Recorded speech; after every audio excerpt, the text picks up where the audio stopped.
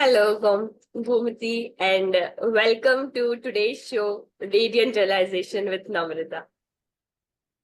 Gomathy, I have been seeing you on social media, and I really like the work that you're doing on imparting early learning skills to children.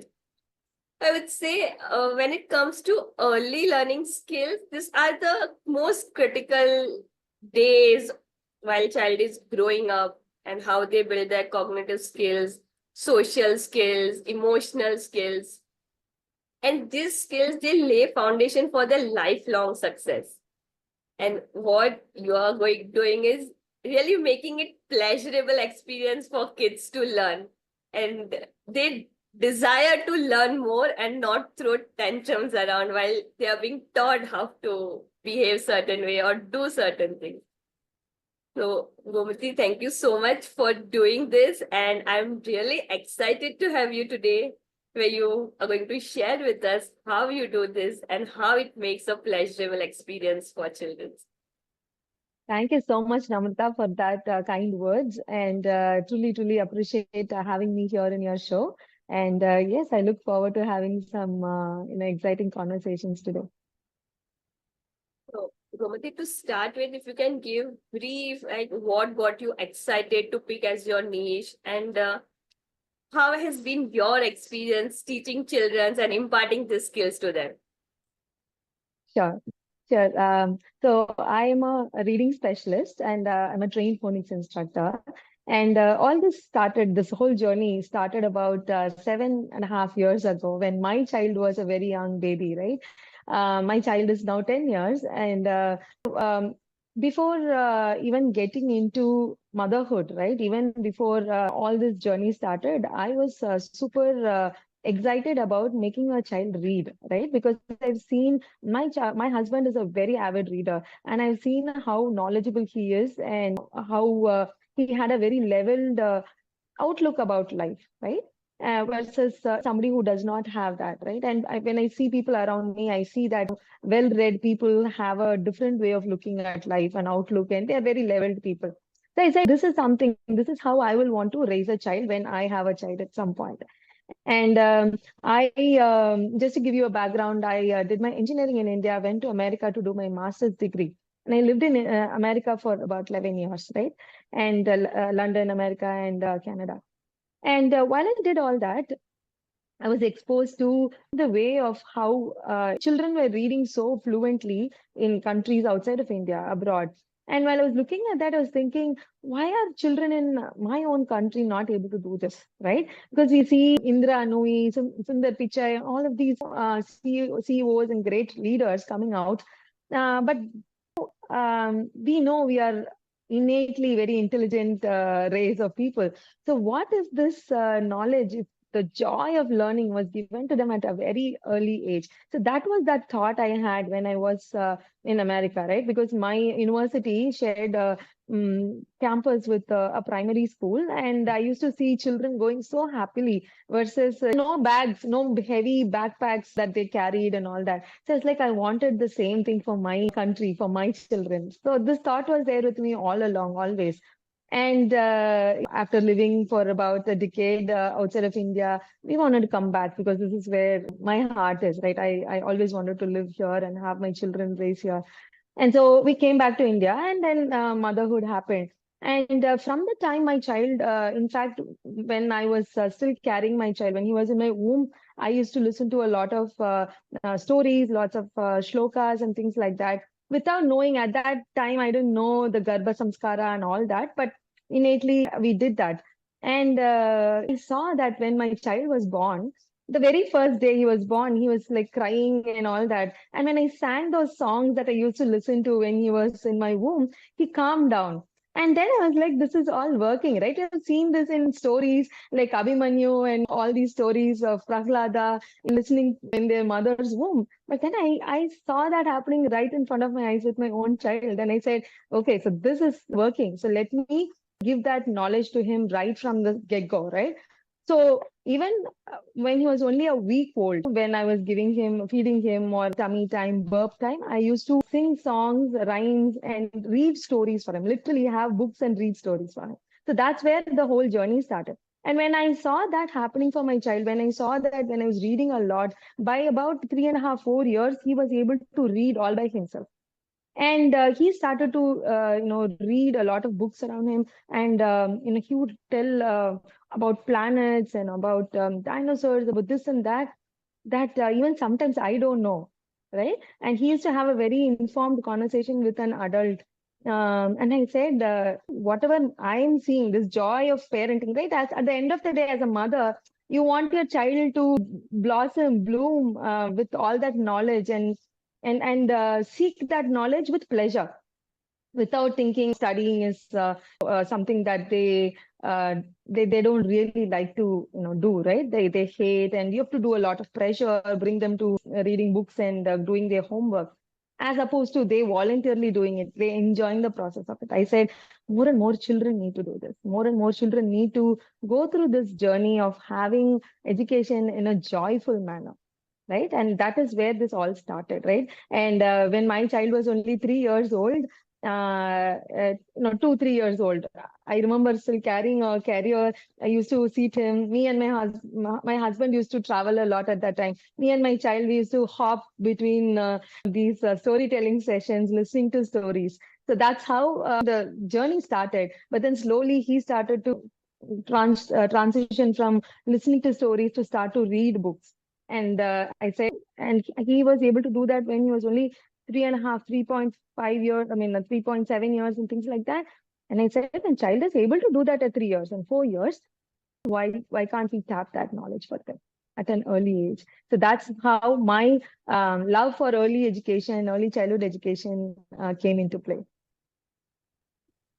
This is really interesting. And Gomathy, with the work that you're doing, it is going to have an impact on entire generation around. And for years and years to come, probably few decades is what I would say. So today, any parent or teacher, if they want to assess whether the early learning skills are being developed in children or are they progressing as per their age, what could they do? So before answering that, into assessing whether the child is able to do it or not, first we need to sow the seed, right? And then see whether that plant is healthy or not. So there are certain things as parents we need to do to begin with, and then assess whether your child is able to receive the knowledge and the information that you're giving to the child in the way that you want to receive it. I mean, in the way that they have to receive it, right? So the first, I would say it should start with the parent giving that knowledge for the child. And there are certain things you can do at home right from the child is born, which will create that environment for the child to approach early education or approach their learning process with a more joyful, manner, and have that as a joy ride instead of, uh, having that apprehension, having that hatred for going to school and, education. Okay. And once they do that, then how can they start assessing? Okay, so certain things that they need to do first is first, like I told you, children need to be read stories, right? So, right from when the child is born, you can read stories to them. Children are having burp time, sleep time, meal time. Surround them with books, right? So that is the very first thing that I would tell parents to do. That and some parents tell me that, ma'am, but my child is very young.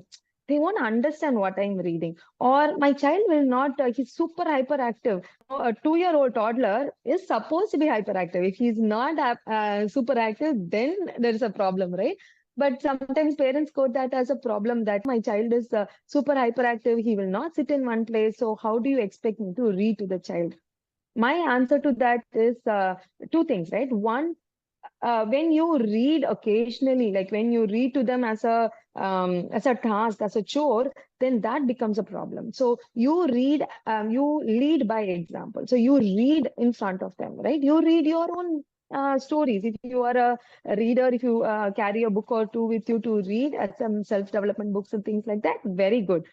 But if not also, read a film fair or economic times, India Times in front of them. Let them see that reading is something that people do as part of their everyday work, as opposed to nowadays more and more of us have moved to mobile phones. So we sit and scroll through shorts and videos, and that is why more and more children now are reaching out to mobile phone, because they're thinking that that's where the action is. Children follow us. They see and they follow us. They do not listen. So whatever advice you give them, that is not going to take precedence over what they are seeing, right? So read in front of them as a first step, and read to them as the second step. So reading to them can start, like I said, from when they are very, very young, as a newborn itself. You can start that journey.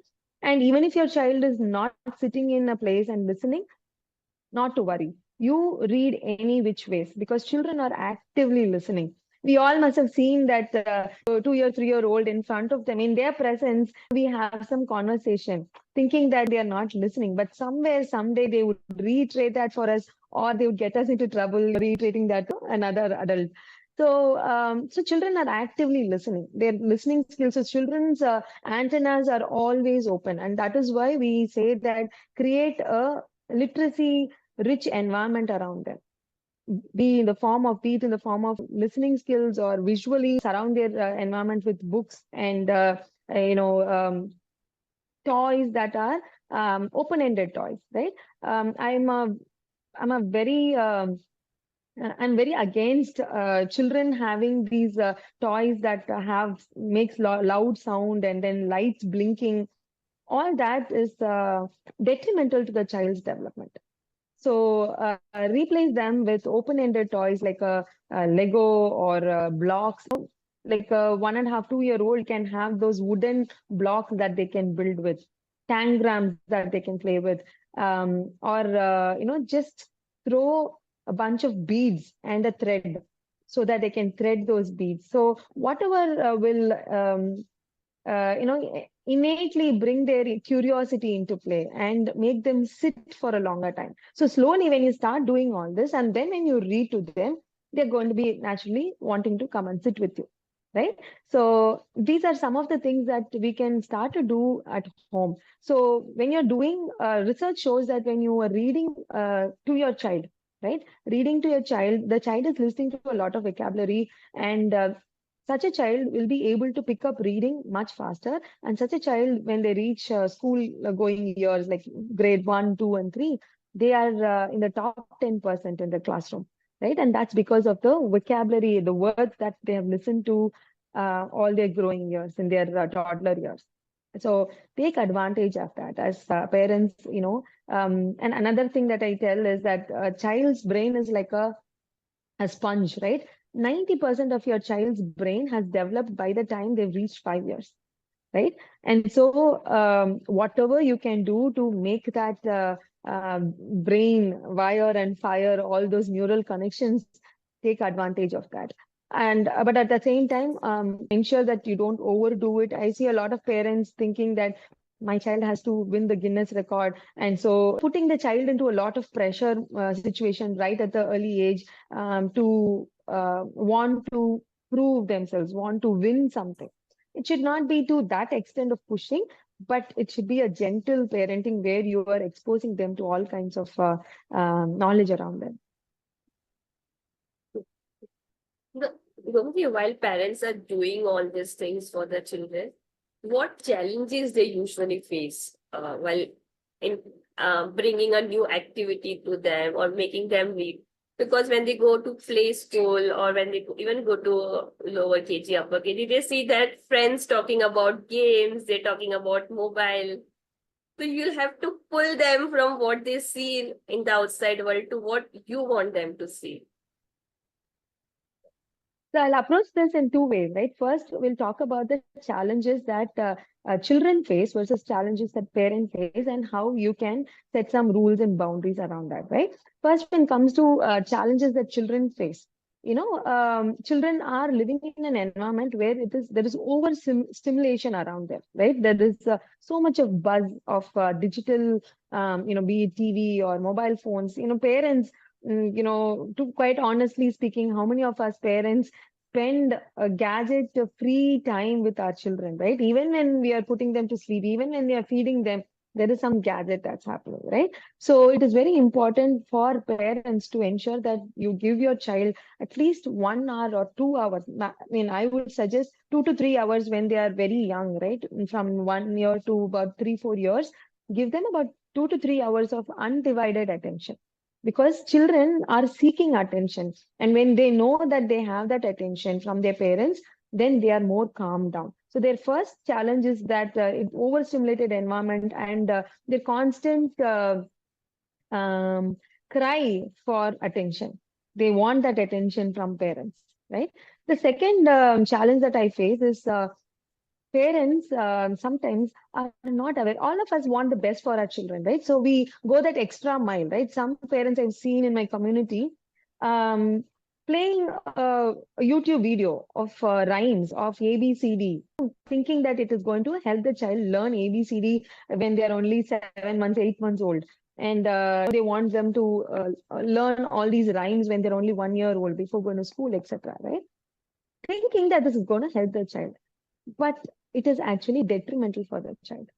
Why? Because there are a few things that happen, right? When there are fast moving action that's happening on the screen, your child's brain. So, firstly, the child's brain or a human being's brain has a lot of neural connections, right? Neurons, and that the connections happen when they learn anything new around them. So these are called the neural, the synapses that we call. These neural connections are constantly wiring and firing, right? However, while they're watching a mobile phone, while they're watching the rhymes happening, when there is a fast moving cartoon that's moving in the screen, one, your child's brain is not capable of handling such fast moving action. And so there's a flight mode that your child's brain goes into, which means it takes back, it just goes on rest mode, it goes on pause mode. And two, when a lot of these actions are happening, your child's brain is not learning anything new that you're thinking that your child is going to learn. Your child's brain is going on a pause mode. So the 1 hour, 2 hour, half an hour, or sometimes I've heard parents say that 4 or 5 hours at a stretch, their child is watching or seeing mobile phone or TV or gadgets, whatever it is, right? Any gadget addiction, exposure is going to make your child's brain stop doing these neural connections that has to happen naturally in their environment. There are 1,000 trillion neural connections happens every single day in a child's brain. So if you're giving them, exposing them to the gadgets, it means that we are taking that away from them, the neural connection that will naturally happen. The third problem that we see that children are facing is, a constant need from the parents for their child to excel, right? We are always setting a benchmark for them, saying, do this, do that. There's a constant comparison happening, and we want them to do things that are ahead of their age, that are ahead of their capability, right? And so that puts them in a lot of pressure. So these are some of the challenges that children are facing as such, right? And when it comes to parents, and because of lack of attention that they get in their mom, because more and more of us are going into a nuclear family where both the parents are working and parents have very limited time to spend with the child, etc. Right? So because of that, the child wants to gain attention. And this is where the hyperactivity, the super stimulated hyperactivity is happening. Children are seen to throw more and more tantrums, right? Because they're seeking attention. Now, as parents, it could be frustrating for you because you're trying to, manage too many things at the same time. But it is very important to take a pause. As parents, take a pause, settle yourself, have a calming routine for yourself in your everyday routine. As mothers, especially, have a me time for yourself so that you're able to be present for your child. And second, spend at least 2 hours without any distraction. No mobile phone, no TV running in the background, no nothing. It is just you and your child together. If possible, if the entire family can get together for that 1, 2 hours in a day, nothing like it, right? And also, let them be, right? Do not do that comparison. Let them be, right? Because A child that age of 0 to 5 years, that is where they are full of originality. And when you're comparing them with the others, you are setting a benchmark for them right at that young age. It puts a lot of pressure on them. So, as parents, um, stop comparing them. It is okay. Every child, and I'm a believer that every child is a born genius. There is geniusness in every single child. Okay, so they will make their way. See, you and I at this age, we have made to a certain extent, right? With that exposure that we had, we didn't have this digital exposure, we didn't have all of this. Children, we see that every 2 years, I see when in my community, when children come into my community, every 2 years, I see that their ability to grasp, their ability to understand complex concepts keep increasing, right? So children are increasingly becoming very intelligent and they will figure it out for themselves. So I want parents to calm down and not do that running in that rat race kind of situation at home. So give them a safe environment and apply gentle parenting methods. Gentle parenting in the sense that set boundaries for them. And this takes me to the third part of what I wanted to tell you is how do you address this when children come home and say, I want mobile phone, I want this, I want that. How do you address that? Set boundaries for them, right? At a very young age, like a 2-year-old, 3-year-old toddlers, they need to have firm boundaries, right? And you tell them if there's a no, right? If you're saying there's a no mobile phone at home, right? Or you set that 6 p.m. to 8 p.m., no mobile phone, or 2 hours before going to bed, no mobile phone. It's a no consistently all days. It's a no from everybody inside the house, be it the father or the mother or the grandparents. Everybody will say a no consistently. And as parents, we at a, when a child is 1 year, 2 years, we sort of don't want to say no to them because we want to give everything for them. We want to give only S's for them. But it is important for them also to hear no at a very early age. Okay, because that will help them understand that there are certain things that are inside their boundaries and certain things that when they cross those boundaries, they will receive a no. So set boundaries and tell them clearly that every house has a different rule. Yes, maybe your friend's house, their rule is that they can use mobile phone. But in our house, the rule is that you're not getting mobile phone, you're not getting more than 30 minutes of screen time a day, etc. Right? So whatever be your house rule, set that clearly for them. And believe me, children are very intelligent. They understand this. And if they're throwing tantrum, that is also a way for them to make it happen because they know that when they throw tantrum, when mama, papa are very busy with their work, if they cry, they will get what they want. So that is also their way of getting things done. So they are very intelligent. So set boundaries for them and let them know that there are rules in the house that they need to follow.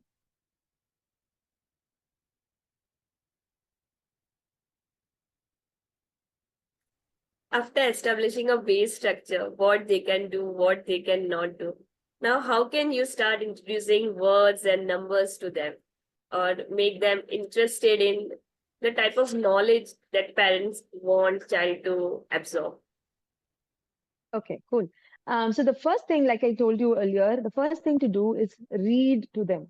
Okay, first you read a lot of books. Surround their environment with books.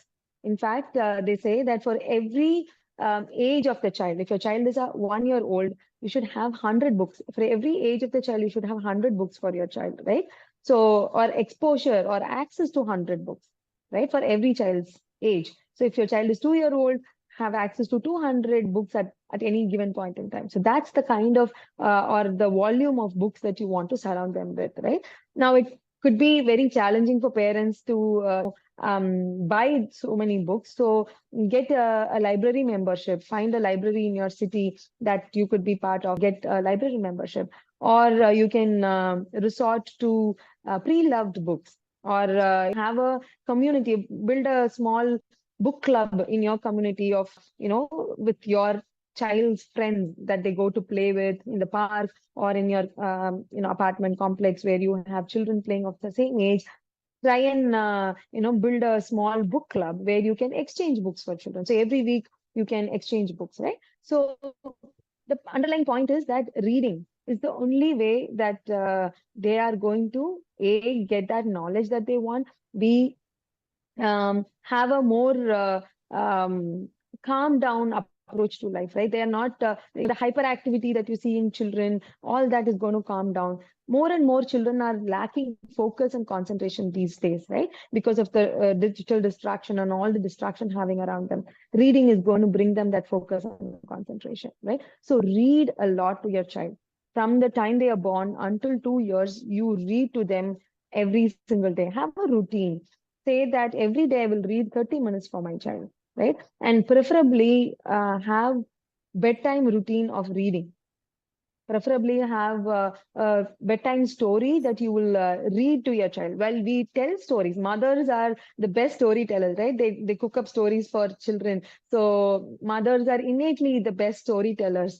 But while you're telling stories also, and, make sure that you combine that with reading stories for them. Like they should listen to the words in the books, and this will help them get exposed to a lot of English words early on, because when they start their school at 6 years of age, we like it or not, there's going to be a lot of reading that they need to do. And while they're doing those reading, when they've listened to a lot of words, they'll be able to read faster. They'll be able to transition faster into reading, as opposed to, them not exposed to these words. Like, for example, I say marvelous, right? If I read marvelous when they're only 2 years old, they're going to ask you, Amma, what is marvelous? And you're going to explain to them. And when they see that in their textbook, they're going to be able to understand that marvelous means, extra, super, good. So they don't really need for the teacher to come and tell them all that. They're not dependent on the teacher to necessarily explain them all that. So they are able to read on their own. And more importantly, they won't even wait until 6 years. They will start to read from like 4, 5 years, and their knowledge will expand. So they children know to go seek what they want, right? Not all subjects a child will like at all point in time. Maybe, for example, my child, when he was at 3 years, 3 to 3.5, 4 years, he was very, very interested in astronomy, in planets, in exoplanets, in dwarf planets. He would say a lot of planet names and read about facts about them. When he when he turned about 4.5, 5 years, his interest moved to dinosaurs.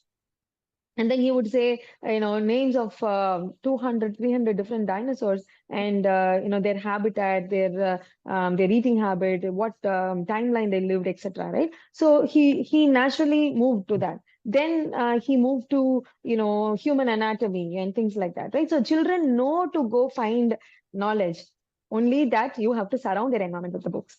Right. So in your library, when you have the 100 books that I'm talking about, have a mix of story books, picture books, books that are, if they're very young toddlers, like 1 year, 2 year olds, have flap books, have touch and feel books, whatever variety of books that you can get that can interest them. More importantly, create a reading corner. Make that reading corner exciting for them so that they can go to that place and they know that the reading corner is where all the excitement is happening, where their imagination is going hayway when you are reading for them.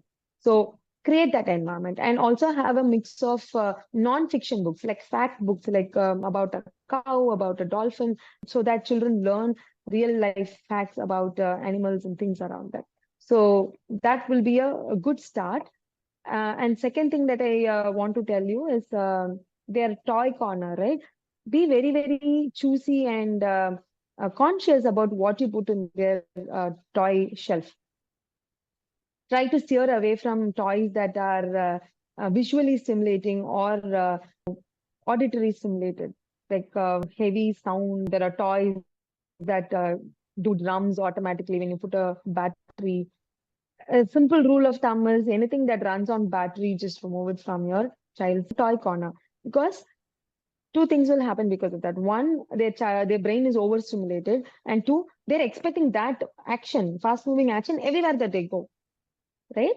And this is the cause of their hyperactivity, that leads to hyperactivity, right? So what you can replace that with are toys like blocks, puzzles, building blocks. Then there are rings that are available, and simple things like take two bowls, have garbanzo beans, like the kabuli chana, put that in one bowl, have them just count and put it, right?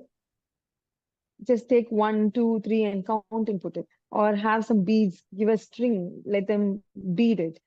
Simple techniques like this. You don't have to spend extra on these toys, right? It can be from your kitchen itself, from your things that are around your house. Have them fold their cloth, give them a sheet of or a towel, and show them how to fold. So these are gentle ways that you can replace all that distraction with the things that will stimulate their brain and also help in their fine motor and gross motor skills.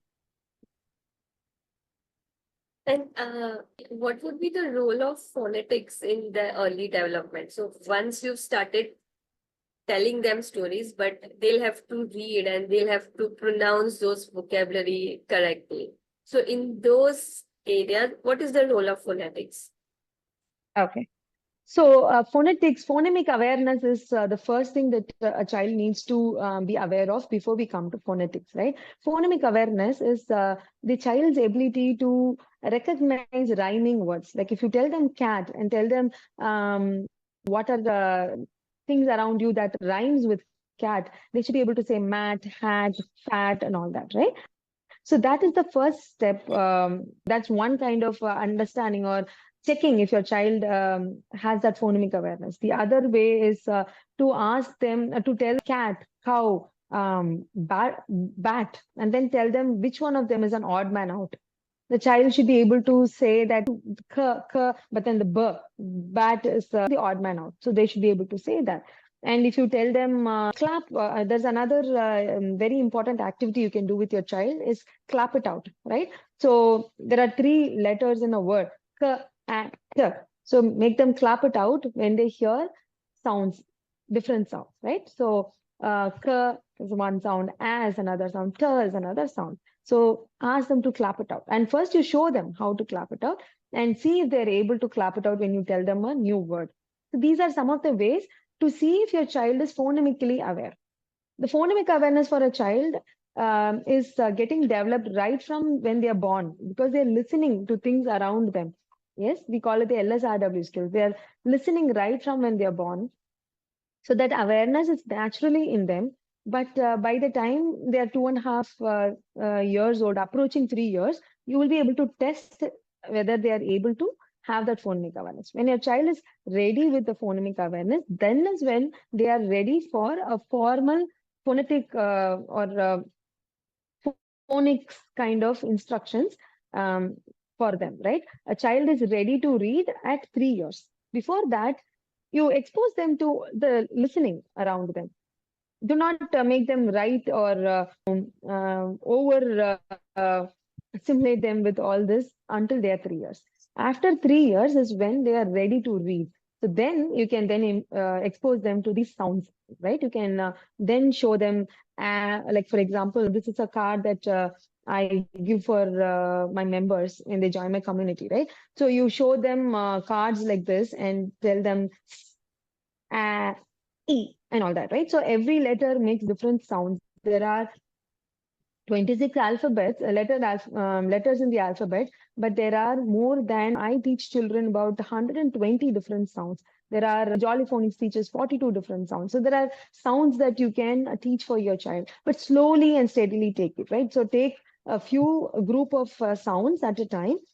Make sure that your child is able to understand all the sound, then move to the next set of sounds. And surely and 100% phonics and phonetically is how you should expose reading for your child, right? The gone are the days of memorization, right? The rote method where we memorized when we were all young children. We said C-A-T cat, C-A-T cat, C-A-T cat 10 times, wrote it 10 times. That's how we learned, right? But research shows that that is a very old way of learning, which is also very limited for the child because even the most brightest, somebody who can remember a lot of words, even they can remember what 100, 200, even 500 words. But if your child is able to learn just the sounds of just 6 letters, they're able to read 106 words using just these 6 sounds.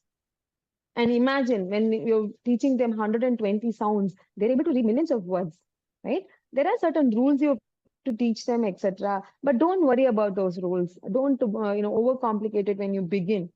Once they're able to read simple words, also combine phonics instructions along with sight words.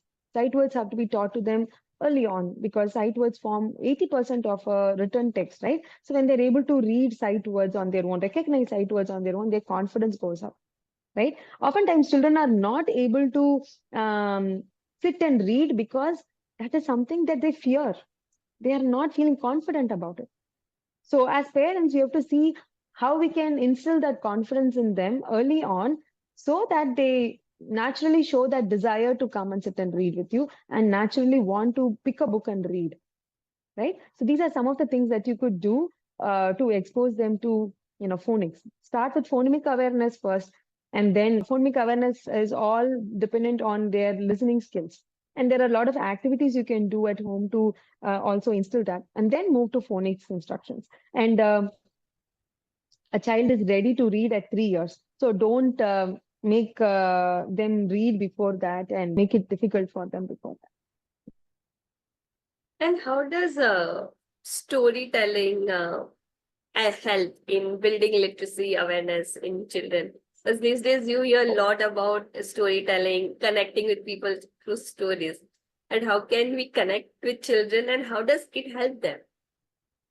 Oh wow, it helps a lot, right? Children's brain are wired to create all those imagination in their head, right? And like I told you, there are millions of neural connections that are firing and wiring every single minute that they're seeing things around them. They see a ball, they are thinking, okay, this is round in color, this is yellow color. When I can squish it. All these are neural connections that are happening, right? And when you're telling stories for your child, their brain is imagining all these stories. You tell a story about, say, a princess wearing a pink color, dress and, jumping on a white horse. The horse is galloping. When you're telling the story, the child is imagining all this in their brain, right? And when the more they imagine, their creativity increases. The more they imagine, the neural connections are firing. And this is creating a lot of calming effect also for the child. The focus and concentration improves, right? So the creativity and focus and concentration are two most important skills that gets developed when you tell stories for children.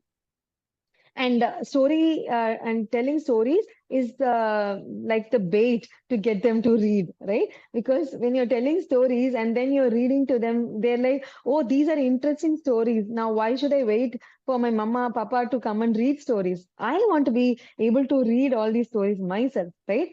And then they will do everything in their capacity to then want to sit and read, right? So always tell stories. And if a child wants to listen to the same story again and again and again, be patient with them. Do that because children like that familiarity. That is what keeps them settled, right? Because children are constantly anxious because the anxiety sets in when they see new things around them. So listening to the same stories calms them. And I remember I telling the story of the crow and the crow eating vada. There's a story in Tamil. And I have told that story every single day, at least 2, 3 times every day for over 3, 4 months. And my child will still listen to it as if he's listening for the first time, right? And you as mother or as a parent, it's challenging for you because every time you have to, keep up with that excitement that the child, is listening to, right? With listening it with, you have to, bring that same excitement. But don't worry, do that every single day. If they want to listen to the same story, if they want to read the same book again and again, so be it. Do that to them. And so when stories are, exposed at very early age and expose them to variety of stories, animal stories. And there is also another technique that as parents can use, right? That do open-ended stories, right? Uh, Come up with imagination or start a story saying that there was a cow and then ask your child to take on that next line of that story. And maybe the child can say, and the cow was black in color or something like that. And then you say, oh yeah, because it was black in color, everybody was scared about the cow. And then, so take turns to build a story, right? And also, another thing that you can do to make storytelling interesting is to use cape, cap, whatever you have in your house, or a Santa Claus hat, to make that interesting for the child.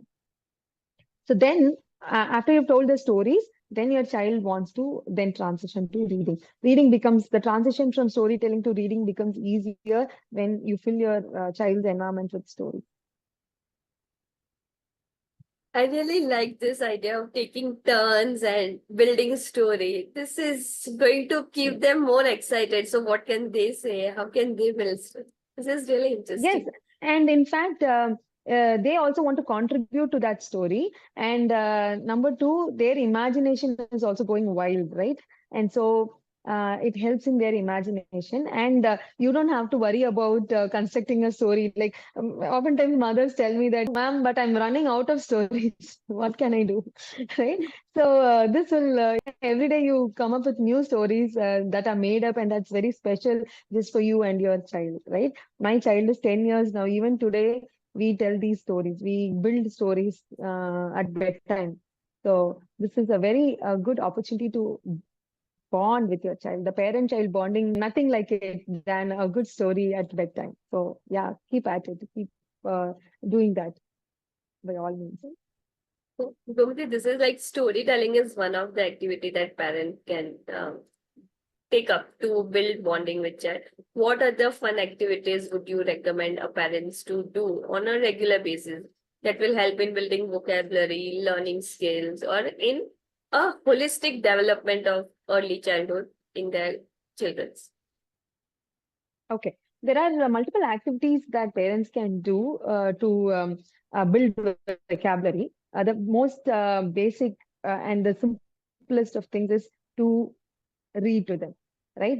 Read to them in the language that you want them to speak. So, and another thing that you have to do is always, if you have a mother tongue that Tamil or Telugu or Gujarati, Hindi, read to them in both the languages, both in English and also in your mother tongue, right? So, and that way their vocabulary improves in both the languages. But do not switch the same day. I'm just saying that keep at it in both the languages. But if you choose that today is going to be English, keep at it with only English. Then tomorrow switch to another language, etc. Right?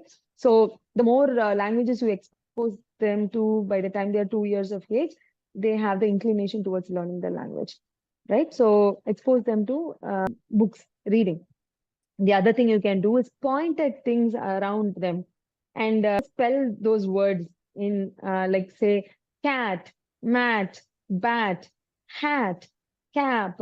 So when they are very young, pronounce these words. I mean, say these words out for them, pointing at the objects, right? And when you give them a carrot, say carrot, carrot.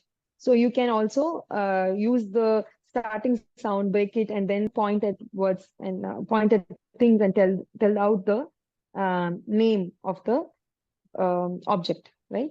The other thing you can do is have stencils. Like, for example, this is an example of a stencil, right? There are magnetic stencils that are available now, or small wooden letters that are available. So lay them on the floor and make them form just a train of just the letters to begin with. Like I'm talking about a 1 year old, 1.5 year old, they won't be able to make any words, right? But make them form trains and then make them or on a sand, lay a sand and make them copy the letter, right? If you lay a s and then ask them to copy that in the sand, right? So these are some of the kinesthetic activities you can do with them.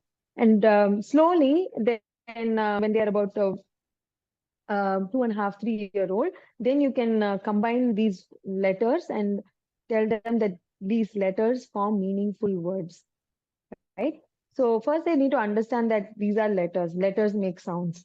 And then they will know that when you combine the sounds, they make words. and words are written from left to right. This is called print awareness, right? So they need to understand that A, B, C, D are the letters, goes from left to right. And when words are put together, it forms sentences, and sentences are what form stories. So this is print awareness, and it will naturally come to them when you expose their environment, fill their environment with activities like this. This is amazing. And it's even I got excited just listening to what activities can engage into. So, Gomathy, one point that I would like to really know from you is, see, you can tell kids not to go to gadgets, and you can try and build in this activities in their routine. But how can technology be used for the benefit of children? So there's a good balance of technology, and at the same time, they're learning and growing at the pace where they see their peers are around doing similar activity.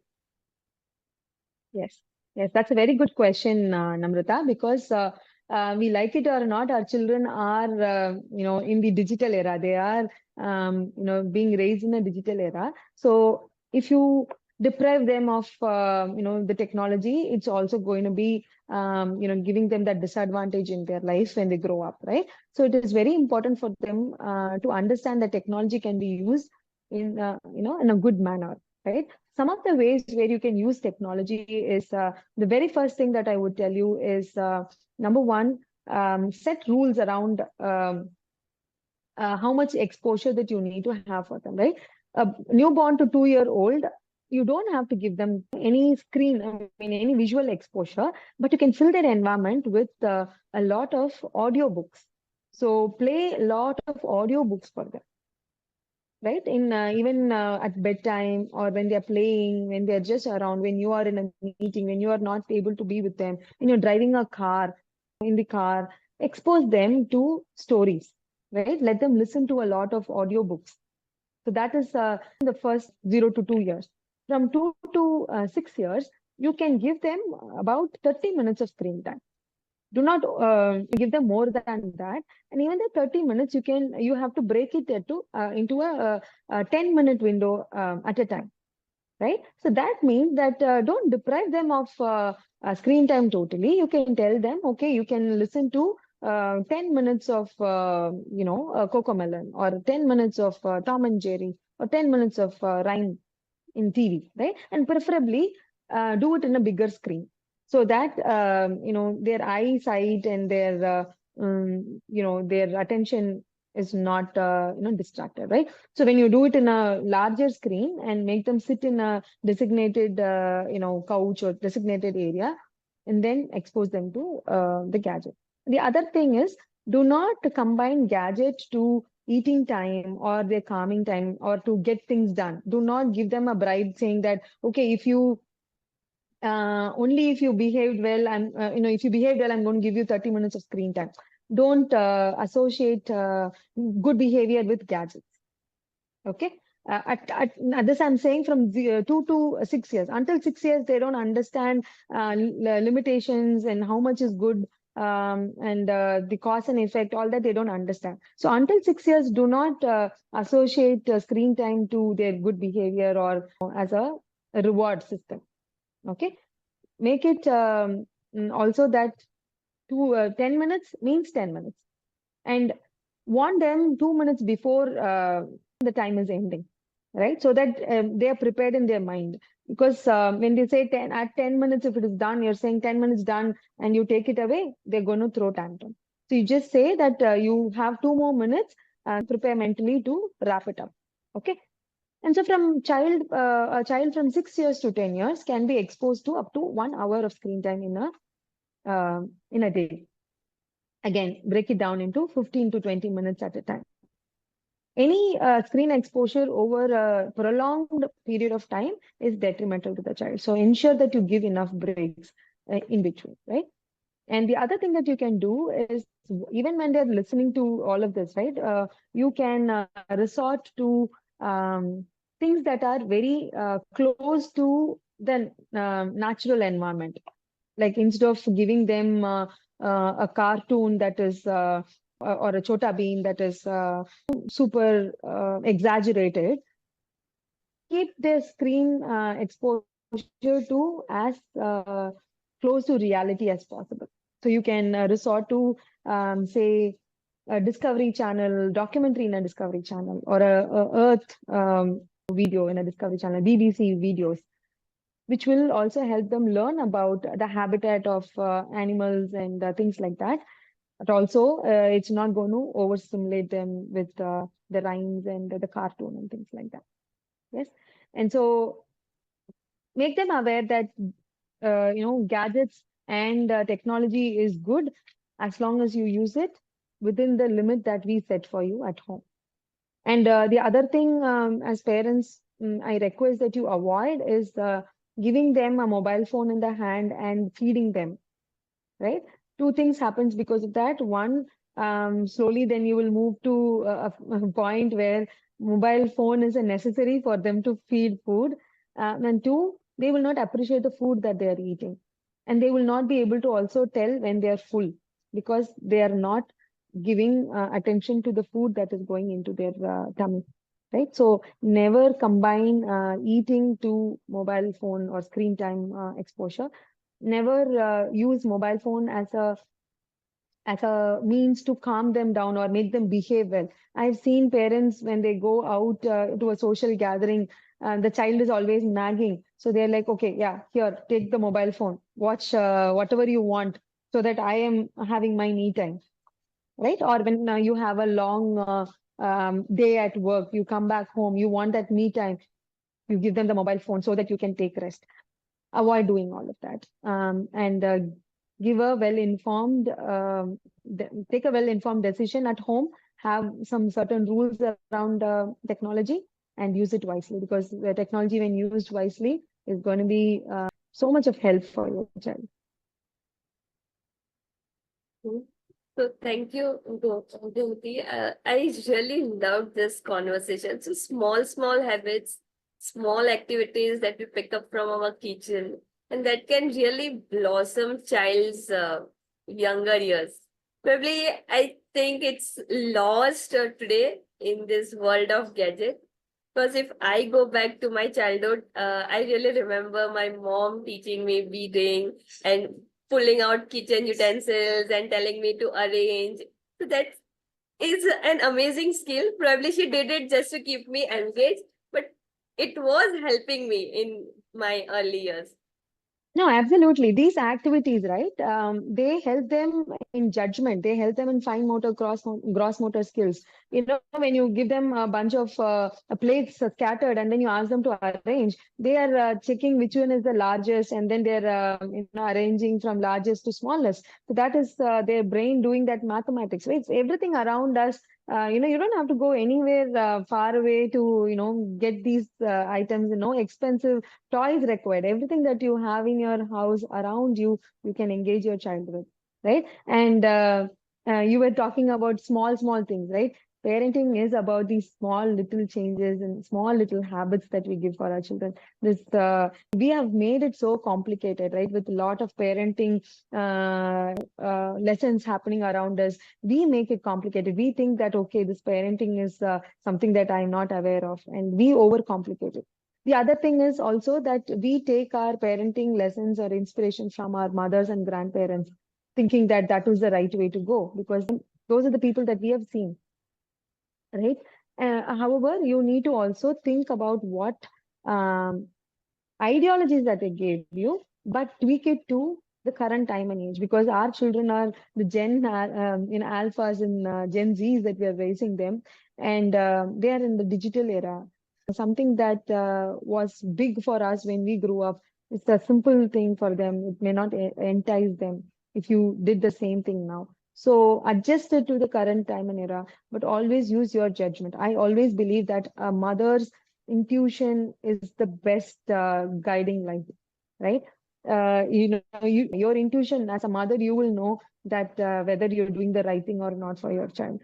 Whatever is the rule that you have in your house, keep at it, but listen to your heart and calm down, and don't worry. You are the best mother in the world for your child. There's nobody else who can take better care of your child than you do, and you've got this.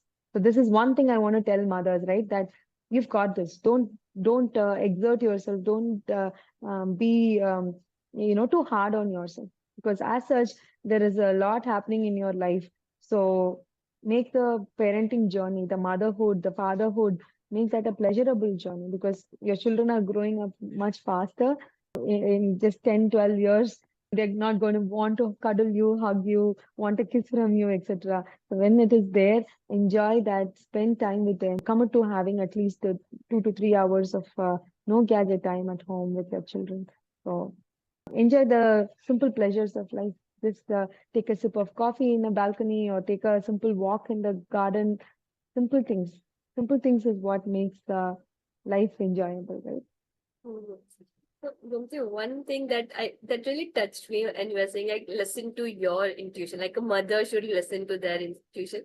Because recently when we had like my niece and nephew when they entered this world, I remember my bhabis, they were very stressed because grandparent would give them advice. They are doing some parenting course, they are doing Garbha Sanskar course, and they were so much in their brain going on like what to do with this babies in my arm. But I think this like listen to yourself, and because that is going to be the best for the children. This is like a million Absolutely. dollar advice. Yes. Yeah. Because if a calm down mother will give that calmness to the child, right? If you have anxiety, your child is a reflection of your emotions. When you are you're anxious, you are not settled, you're going to see that in your child. Children are very quick in taking these cues even without you telling any word at all. That a baby is able to grasp these unsettledness that's happening inside of you. That's why you must have seen that some children have, they cry without any reason. They cry when they see somebody, but then they go very fondly, they go to jump to somebody because they can pick up these vibrations, that the unsettledness or the calmness inside a person. They are very, very quick and good at recognizing that. So it is, as parents, it's very important for us to give that settled feeling for our children. So calm down. Don't aim for perfection. The imperfections of life is what makes our life unique. So embrace that. Thank you so much, Gomti, for coming today, sharing your views, sharing all the learnings that you've derived from your experience, from your specialization training, and making it so easy and comfortable to bring, like, made it so easy. When I listen to you, like, bringing up child is very easy, and I never heard anybody coming with that paradigm shift saying this is easy. It was always a stressful conversation I had when I was around my relatives or my friends. But now I think people who are going to view this, it is going to give them a lot of confidence and positivity around this aspect, because when your family is safe and secure, you can go out and do whatever you want to do in the world. Exactly, exactly. Sure. So Like, I'm happy that some tips that I've shared is helpful for everybody that's watching this episode. And thank you so much, Namrata, for having me and allowing me this opportunity to share the little wisdom that I have around this area of early childhood education. my pleasure. Boom. Thank you.